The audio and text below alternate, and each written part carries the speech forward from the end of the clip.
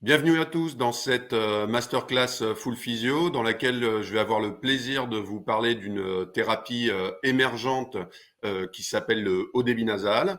Je suis Mathieu Delorme, je suis kinésithérapeute et je suis docteur en sciences. Je partage aujourd'hui mon temps de travail entre une activité clinique de soins respiratoires et une activité de kiné-conseil auprès de la direction des actions médicales de l'AFM. Pour démarrer cette masterclass, je vous propose qu'on se mette d'accord sur ce qu'on entend par haut débit nasal, à quoi ça correspond et qu'est-ce qu'on peut mettre derrière cette terminologie-là.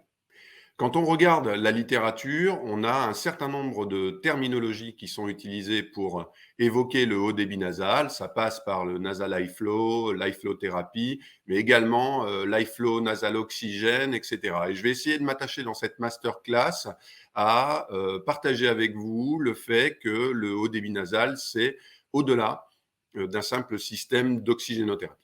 En fait, tout dépend du point de vue qu'on prend lorsqu'on regarde cette thérapie. La première façon de voir ce dispositif, c'est d'estimer qu'il s'agit d'un système d'oxygénothérapie qui permet d'administrer des débits élevés par un système qui est réchauffé et humidifié. Mais lorsqu'on utilise ce point de vue-là, on va tout de suite avoir en filigrane le sentiment qu'il s'agit avant tout d'un système qui vise à délivrer de l'oxygène et donc un système qui est indiqué pour des patients qui ont des problématiques d'hypoxémie, éventuellement même d'hypoxémie grave, aiguë, comme on peut le voir utilisé dans les services de réanimation.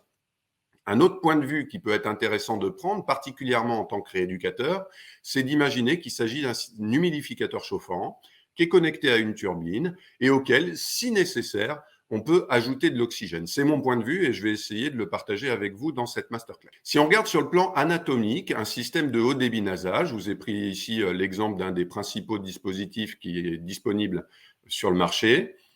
On va observer d'une part une turbine qui est intégrée dans le dispositif, c'est le générateur de débit, qui va être connecté à un humidificateur chauffant, lui-même dirigé vers le patient via un circuit chauffant et une interface nasale. On a la possibilité, si on le souhaite, d'ajouter un débit d'oxygène qui va permettre d'enrichir l'air inspiré d'une certaine quantité d'oxygène. Donc en fait, tout ça résulte en tout et pour tout en 3 réglages possibles. Un débit total qui va être réglé sur le générateur, un débit d'oxygène si nécessaire, et enfin, et on insistera là-dessus, une température de chauffe qui va déterminer le niveau d'humidité qui sera délivré par l'appareil. Sur ces dispositifs-là, c'est-à-dire des dispositifs qu'on pourrait appeler stand-alone, pas des dispositifs hospitaliers, mais des trucs qui peuvent tout à fait être utilisés à domicile, j'attire votre attention sur le fait que la fraction inspirée en oxygène n'est pas un réglage. Elle va dépendre d'une part du débit total de gaz qu'on administre au patient et du débit d'oxygène qu'on aura ajouté à ce dispositif. Et donc, l'efficacité clinique, comme dans tout système auquel on adjoint de l'oxygène devra être déterminé par l'efficacité clinique du dispositif, à savoir la saturation pour ce qui concerne l'oxygène. Alors, quels sont les effets, les mécanismes d'action du haut débit nasal? Le premier effet physiologique du haut débit nasal, ne me faites pas dire ce que je n'ai pas dit, évidemment que c'est un système qui permet, dans une certaine mesure, d'être un outil d'oxygénothérapie. Vous voyez ici à l'écran une courbe de débit en fonction du temps d'un sujet sain qui est en train de ventiler.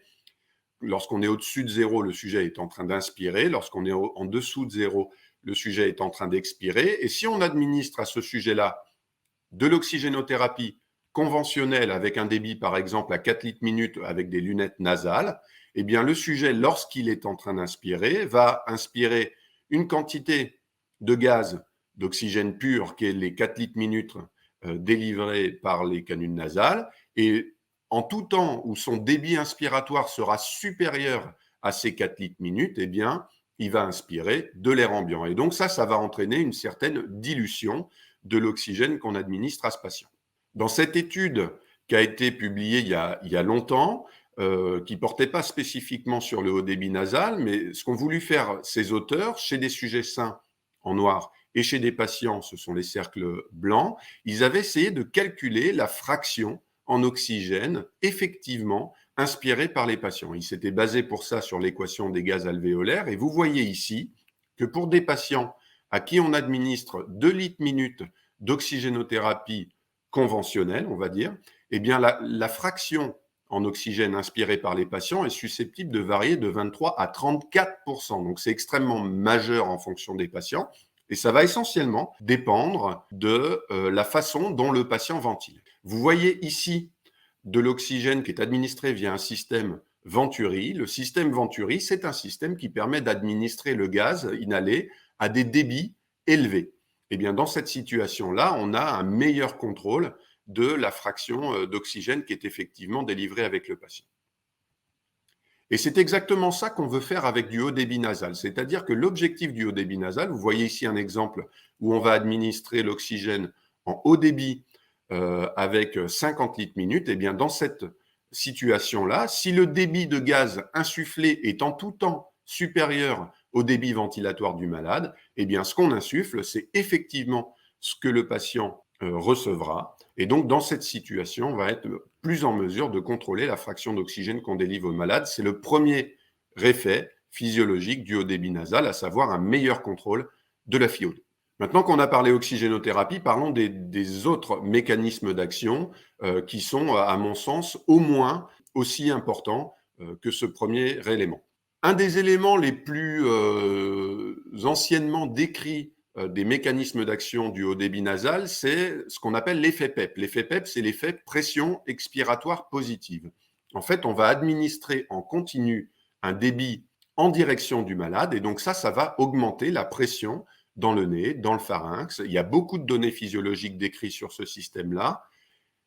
Et ils peuvent être résumés dans ce travail de Park qui a été publié il y a un peu plus d'une dizaine d'années, où vous voyez qu'en fait, à chaque palier de 10 litres minute où on va augmenter le débit délivré sur le haut débit nasal, eh bien la pression moyenne dans les voies aériennes supérieures va être de l'ordre de 0,7 cm d'eau lorsqu'on a la bouche fermée et à peu près la moitié lorsqu'on ouvre la bouche.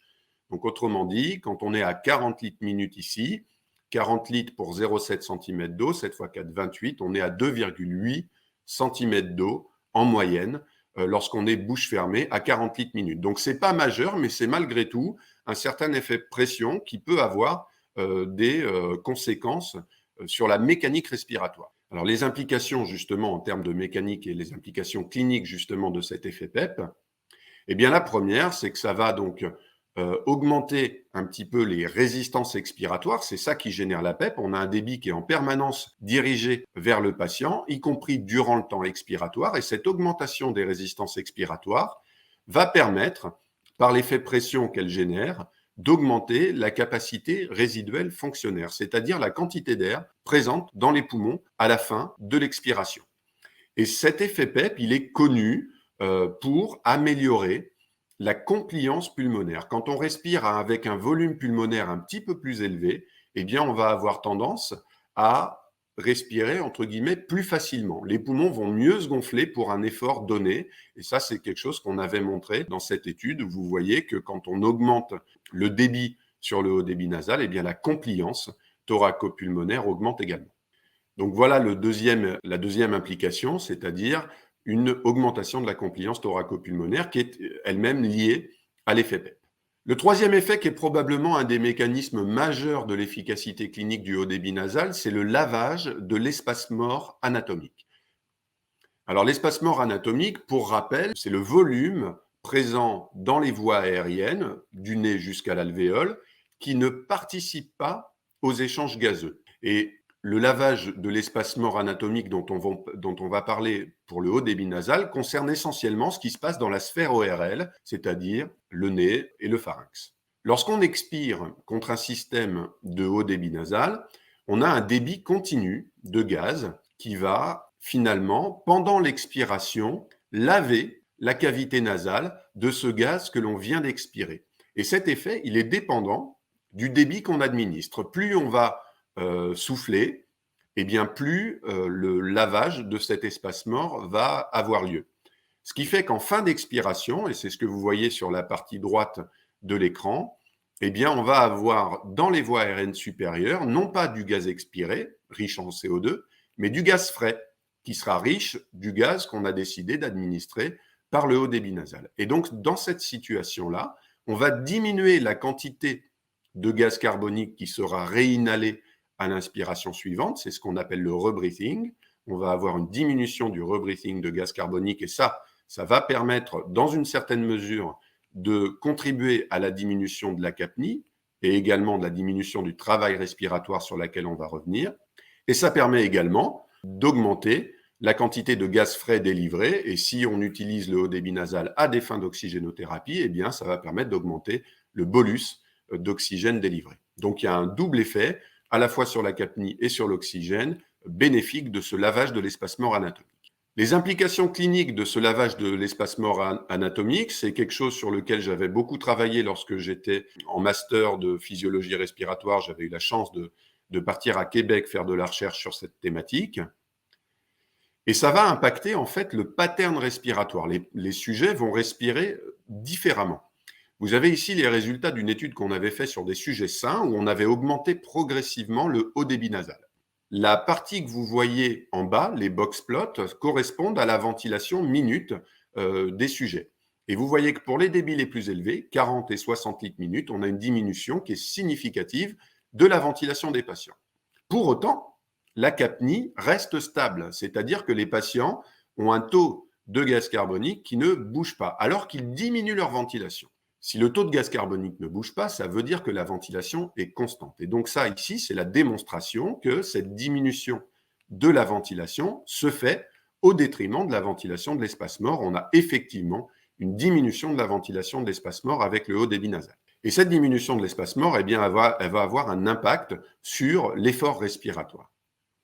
Vous avez ici des données qu'on avait obtenues chez des patients qui sortaient d'un épisode d'insuffisance respiratoire aiguë. Et vous voyez que pour les débits les plus élevés, eh bien, le travail respiratoire, l'effort respiratoire que faisaient les patients pour respirer, était diminué de manière très significative avec une réduction de l'ordre de plus de 40%, assez variable selon les patients, mais c'est quelque chose qui est assez remarquable et qui est un mécanisme d'action important du haut débit nasal, en particulier dans les situations aiguës. Donc la diminution du travail respiratoire, un mécanisme majeur également. Un aspect également qui est fondamental à bien comprendre pour le haut débit nasal, c'est l'aspect gestion de l'humidification des gaz respiratoires. Comme je vous l'ai dit dans une de mes premières diapositives, on est face à un système qu'on peut considérer comme un humidificateur chauffant sur lequel on a installé une turbine. Ce qu'il faut comprendre, c'est que pour que ça fonctionne, le haut débit nasal, il faut administrer des débits assez élevés qui vont avoir tendance à être même supérieurs au débit inspiratoire spontané du malade. Et donc, dans des situations comme ça, on entraîne un shunt fonctionnel des voies aériennes supérieures. Les voies aériennes supérieures, vous le savez, elles ont pour mission, notamment, d'humidifier le gaz que l'on respire. Lorsque vous inspirez, l'air ambiant a une humidité relative qui est de l'ordre de 50%, dans des conditions de température extérieure et d'humidité ambiante stable, normale. Et lorsqu'on arrive dans les poumons, eh bien, cette humidité relative va atteindre 100%, autrement dit, l'air est saturé en vapeur d'eau.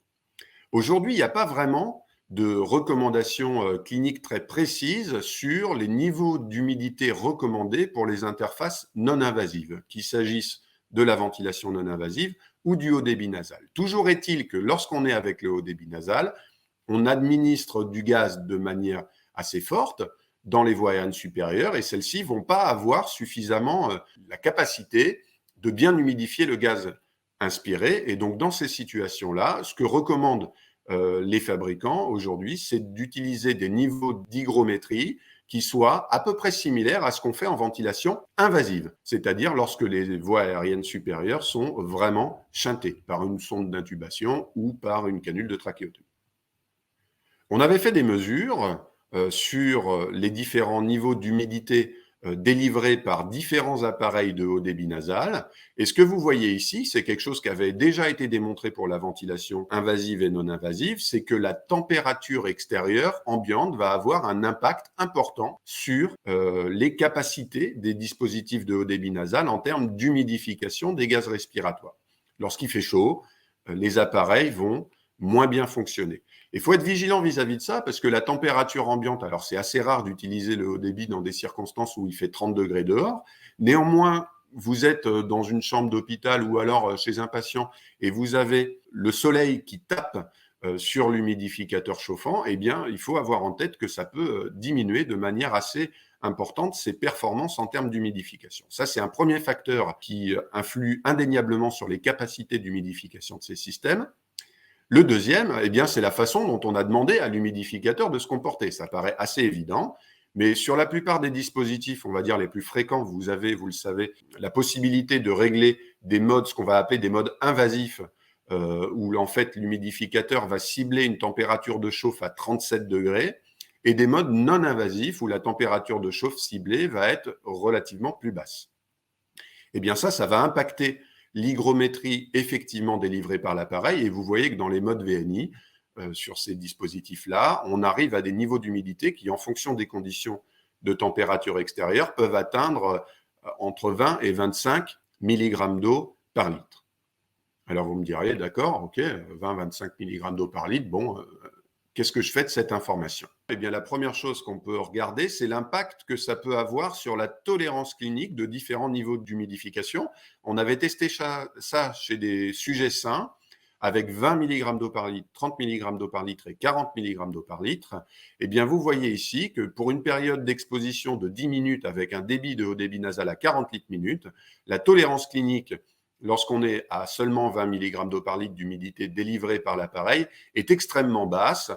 Pour avoir fait partie de ces sujets sains, je peux même vous dire que c'était douloureux et que je me demandais si j'allais pouvoir tenir 10 minutes. Donc, le message qu'on peut retenir de ça, c'est que probablement qu'il faut cibler des niveaux d'humidité supérieurs à 25-30 mg d'eau par litre lorsqu'on fait du haut débit nasal, et ça, on ne l'atteint qu'avec des réglages qui sont des réglages plutôt invasifs à 37 degrés, éventuellement 34 degrés en fonction des conditions d'utilisation. Le deuxième thème qui est important pour la gestion de l'humidification des gaz inspirés, c'est l'impact que ça peut avoir sur l'épithélium respiratoire. Vous voyez ici la condition BTPS que vous voyez affichée à l'écran, qui est une condition de température corporelle normale. On est saturé en vapeur d'eau et vous voyez en abscisse la durée d'exposition. Eh bien, si on se positionne à 20 mg d'eau par litre pour une durée simplement de 10 heures d'exposition, et on arrive à des situations où on va avoir une diminution de l'activité ciliaire et éventuellement un épaississement, une altération des propriétés du mucus. Et donc, ça, c'est évidemment quelque chose qu'on ne souhaite pas encourager, particulièrement quand on est impliqué en kinésithérapie respiratoire. Néanmoins, si on utilise le haut débit nasal de manière correctement humidifiée, eh bien, d'une part, c'est quelque chose qui peut être excellemment bien toléré en termes de clinique. Vous voyez ici des données qui ont été rapportées par Auriol Roca sur le haut débit nasal comparativement à un masque facial. Eh bien, vous voyez ici que la tolérance, le confort est nettement meilleur avec le haut débit nasal, et que la dyspnée ainsi que la sensation de sécheresse buccale sont également améliorées. Et ça, on le doit évidemment essentiellement au fait que le haut débit nasal administre un gaz qui est humidifié et saturé en vapeur d'eau. L'impact clinique direct de tout ça, c'est que c'est quelque chose qu'on peut tout à fait imaginer, utiliser à des fins d'optimisation de la clairance mucociliaire. Je vous rapporte ici simplement ces données d'une étude qui avait été faite chez des patients atteints de dilatation de bronches. Les patients faisaient du haut débit nasal 3 heures par jour pendant une semaine. Un haut débit nasal qui était utilisé avec des débits relativement peu élevés, mais en tout cas bien humidifié et réchauffé avec une cible à 37 degrés. Et l'évaluation de la clairance était faite par mesure de la clairance d'un radiomarqueur. Et vous voyez ici de façon assez nette qu'après la semaine d'utilisation, on avait une clairance mucociliaire qui était meilleure avec l'utilisation du haut débit nasal. Donc ça, c'est également un mécanisme d'action du haut débit nasal qui est particulièrement intéressant pour les kinésithérapeutes. Donc si on doit résumer les différentes notions qu'on vient d'aborder sur ces effets physiologiques du haut débit nasal, il faut les regarder en perspective de l'interaction que ça peut avoir avec les réglages qu'on va proposer. Alors, pour rappel, les effets physiologiques attendus du haut débit nasal dont on vient de parler, ça va être d'une part un meilleur contrôle de la FiO2, de générer un effet PEP qui va pouvoir améliorer la compliance pulmonaire, diminuer la ventilation de l'espace mort et donc le rebreathing de gaz carbonique et éventuellement améliorer le bolus d'oxygène délivré, diminuer le travail respiratoire, améliorer la tolérance clinique et améliorer la clairance mucociliaire. Et donc, dans ces effets-là, vous avez des effets qui vont être très dépendants du débit que vous réglez sur le haut débit nasal et puis des effets qui vont être relativement peu dépendants de ce débit. On peut résumer ça dans le travail qui a été fait par Tommaso Maori plutôt chez des patients en situation aiguë, mais ça s'applique aussi probablement aux patients qui auraient une atteinte respiratoire un petit peu moins élevée. Il avait listé ici les objectifs physiologiques qu'on peut avoir pour le haut débit nasal. Alors, le premier, là, que vous voyez à gauche, MV, c'est pour Minute Ventilation, c'est la ventilation minute. Et en fait, ça, c'est un effet qui est relativement peu dépendant du débit. On arrive avec un débit seulement à 30 litres minute à avoir un effet sur la ventilation minute. Et ça, c'est quelque chose qu'on va attendre lorsqu'on fait du haut débit nasal, à viser d'impact sur l'espace mort anatomique ou éventuellement de gestion de la capnie. On ne va pas forcément avoir besoin d'aller taper sur des débits très élevés pour atteindre ces objectifs-là. En revanche, il y a d'autres effets qui vont être très dépendants du débit qu'on administre, et donc on peut appeler ça un effet pression. Ça va être le travail respiratoire, l'effet PEP. Plus je vais envoyer de débit à mon malade, plus je vais diminuer son effort respiratoire, plus je vais générer de la pression, plus je vais améliorer sa compliance thoraco-pulmonaire et plus je vais avoir d'effets sur l'oxygénation et sur le pattern respiratoire. Et donc, vous voyez ici que finalement, c'est pas forcément on met 30 litres à tout le monde ou ça dépend vraiment des objectifs qu'on recherche. Une autre façon de présenter ces résultats que je trouve assez parlante, c'est ce travail de synthèse qui a été fait par Jean-Damien Ricard, qui montre ici que si on augmente le haut débit de 20 jusqu'à 60 litres minute, eh bien plus on augmente le débit, plus on va atteindre des cibles thérapeutiques un peu différentes. S'il s'agit de faire du haut débit nasal simplement à des visées d'humidification des gaz respiratoires, il n'y a pas besoin d'aller donner 60 litres minute aux patients. Et donc à 20 millilitres minute, probablement qu'on sera suffisamment à l'aise. S'il s'agit de laver l'espace mort anatomique, probablement qu'aux alentours de 30, 40 litres minute, on aura déjà fait l'essentiel du travail. Si vous lavez l'espace mort anatomique de manière totale à 40 litres minute, vous pouvez pousser 60 ou 80 litres minute, vous n'allez pas laver plus blanc que blanc. Une fois qu'il est lavé, ce volume d'espace mort anatomique, on ne va pas chercher plus. En revanche, s'il s'agit de faire du haut débit nasal pour diminuer l'effort respiratoire, pour aller faire presque du recrutement pulmonaire, eh bien là, il va falloir aller pousser fort et donc on va augmenter le débit à 50, 60 litres minute, etc. Une autre interaction entre les réglages et l'efficacité dont je voudrais vous parler, parce que c'est une thématique qui me tient à cœur pour le haut débit nasal, c'est l'interaction entre le niveau d'humidité qu'on va délivrer aux patients et les effets cliniques. Et on avait synthétisé ça dans un chapitre de bouquin qui a été publié il y a quelques années, où vous voyez ici que finalement, plus l'humidité absolue délivrée par les appareils, c'est les barres violettes que vous voyez à l'écran, plus cette humidité est élevée, meilleur sera le confort. On a une relation assez étroite entre la tolérance clinique et le niveau d'humidité délivré. Encore une fois, le message ici, c'est que probablement que des cibles d'humidification non invasives comme on le fait pour la VNI, pour le haut débit nasal, ne sont probablement pas suffisantes, optimales, en termes à la fois de tolérance clinique, mais également, je vous en ai parlé tout à l'heure, d'effets sur l'épithélium respiratoire.